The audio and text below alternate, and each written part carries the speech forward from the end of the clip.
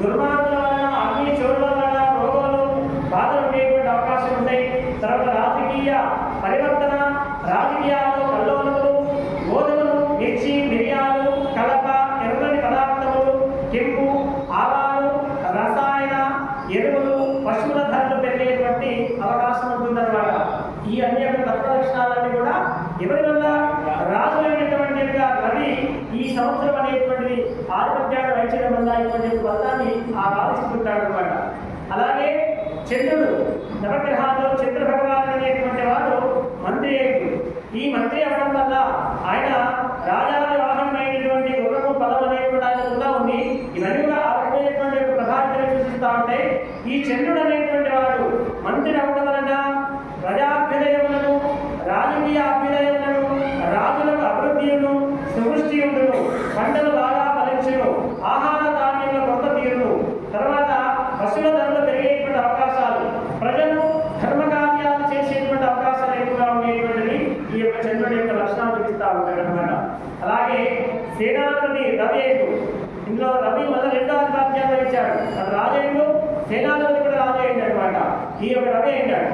కాబట్టి ప్రభువులకు అన్యోన్యమైనటువంటి యుద్ధములు, మేఘము గాలితో కూడినటువంటి ఆ యొక్క స్వల్పవృష్టి ప్రసంగులు, ఎర్రని ధాన్యములు, ఎర్రని భూములు బాగా ఫలించేటువంటి అవకాశాలు. అంటే సూర్యభగవానుడు ఎరుపు సంబంధించినటువంటి వాడు కాబట్టి ఎరుపైనటువంటి ధాన్యాలు, ఎర్రనైనటువంటి యొక్క నేల, వాటి యొక్క ఆ సంబంధించినటువంటి పంటలు బాగా విశేషంగా పండేటువంటి అవకాశాలు ఎక్కువగా ఉంటాయి. అలాగే ధాన్యాధిపతి, ఈ ధాన్యానికి సంబంధించినటువంటి అధిపతి అయినటువంటి వాడు ఎవరంటే కుజుడు.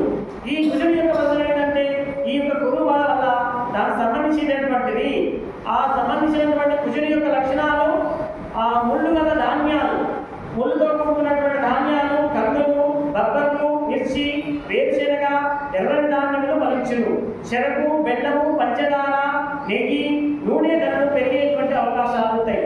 ఎవరి వల్ల? ఈ ధాన్యాలు అనేటువంటి కుజుడు ఈ యొక్క సంబంధించినటువంటి యొక్క ఫలితాలకు ఆయన అనుమతి చేయడం అనమాట. అలాగే అర్ఘ్యాధిపతి వేయడం వల్ల, అర్ఘ్యాధిపతి కూడా వల్ల సూర్యుడు ఏంటండి ఇంకో 3 ఆధిపత్యాలు వహించాడు.